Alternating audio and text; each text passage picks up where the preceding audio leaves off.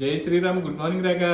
జై శ్రీరామ్. శుభోదయం అండి. నేను అందంగా శుభోదయం అంటాను, మీరు గుడ్ మార్నింగ్ అంటారు ఏంటండి? వెరైటీగానే ఉండాలి. వెరైటీ ఉండాలా? మీరు రకం నేను రకమనా? సరే సరే. ఏం చేస్తున్నా? ఇదిగో టీ పెట్టావా? టీ మరి యువరాజ్ ఏంటి కనపడతలేదు? యువరాజా?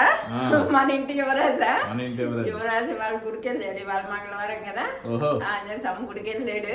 రాత్రి ఏంటి కుసకుసలు ఆడేసుకుంటున్నారు ఇద్దరు? కుసకుసలు ఆడేసుకుంటున్నావా? అమ్మ కొడుకు అమ్మ కొడుక. ఇవాళ లంచ్ బాక్స్ కి టిఫిన్ కి రాత్రి డిస్కషన్ చేసుకోవాలి కదా, దానికోసం లంచ్ బాక్స్ కి పప్పు టమాటా చేయమన్నాడు. అందుకు పప్పు టమాటా చేసాను. ఏమనలేదు మరి? ఎన్నిన్నారు కదా, ఇంకెందుకు వేయమన్నాడు. నెయ్యి వేసి పప్పులో ఆవకాయ వేసి పెట్టమన్నాడు. అలాగే చిప్స్ కూడా చెప్పమన్నాడు. ఆ చిప్స్ వేపాలి. ఇంక అలాగే టిఫిన్ వరకు ఉప్మా చేస్తాను కదా, అప్పుడు వడియాలు కూడా వేపేసి ఒక బాక్స్ లో పెట్టేస్తే ఇంకా రైస్ కూడా అయిపోయింది. వాడి గుడికి వెళ్ళి వచ్చే లోపల టిఫిన్ రెడీ చేయాలి. ఇంకా మీకు టీ ఇచ్చేసాక ఉప్మా తింటారు. వరకు ఉప్మా బాగుంటది కదా, తినండి బాగుంటది. హాయ్ ఫ్రెండ్స్, అందరికి శుభోదయం. అందరు ఎలా ఉన్నారు? బాగున్నారా?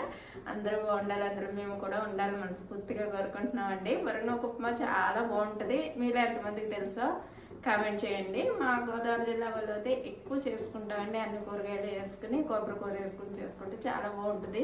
వీలైతే రెసిపీ కూడా పెడతానండి. ఓకేనండి.